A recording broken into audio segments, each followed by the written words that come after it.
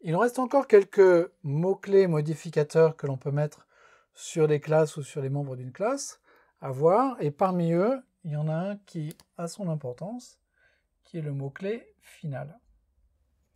Alors, ce mot-clé, il a plusieurs significations et on peut l'utiliser en plusieurs endroits différents sur une classe.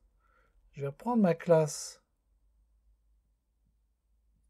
user et le premier endroit où je peux mettre ce mot-clé, bah, c'est sur la définition de la classe en elle-même.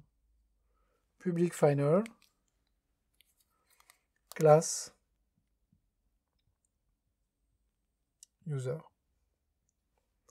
Et ce faisant, le fait de créer une classe finale, ça empêche ce qu'on appelle l'extension ou l'héritage. Le fait de mettre final ici, j'empêche la possibilité d'étendre la classe user, c'est-à-dire de créer une classe, par exemple employee, qui déclarerait public class employee extends user. Ça va être interdit.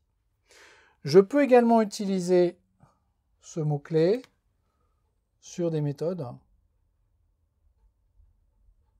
Final.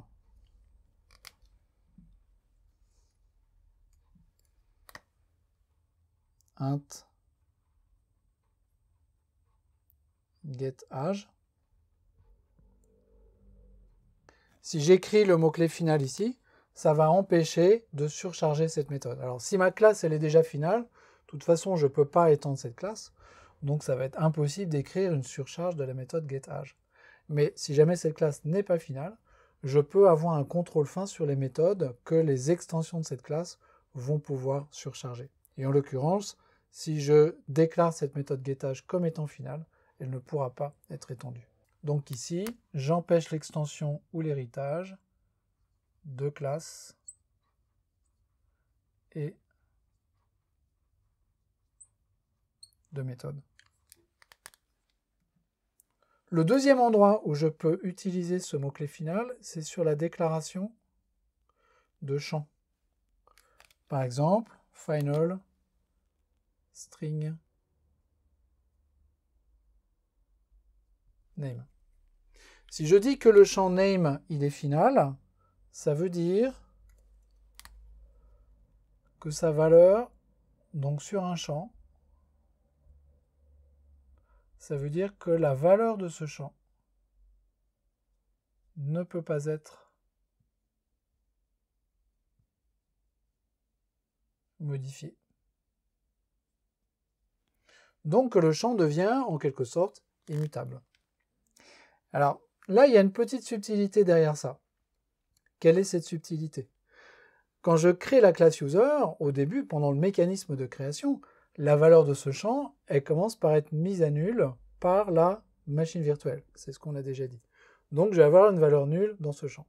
Et malgré tout, à un moment, je vais vouloir mettre une valeur dedans. Et une fois que j'aurai mis cette valeur, là, je veux que cette valeur ne puisse plus être modifiée. Mais malgré tout, dans le processus de construction de l'objet, il y a quand même une modification du champ entre la valeur nulle et la valeur finale de ce champ. Alors, comment est-ce que ça fonctionne? Ça fonctionne par le constructeur.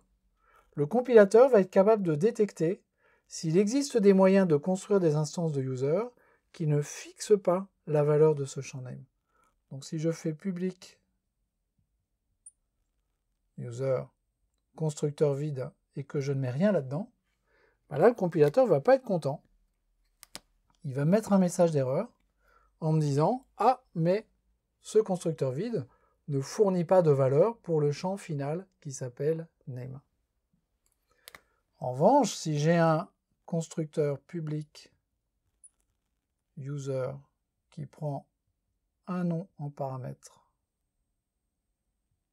et qui fait bien this.name égale name, il pourrait faire autre chose, mais enfin là l'idée c'est qu'il fixe la valeur de name, là le compilateur va être content. Pourquoi? Parce que j'ai fixé la valeur de name.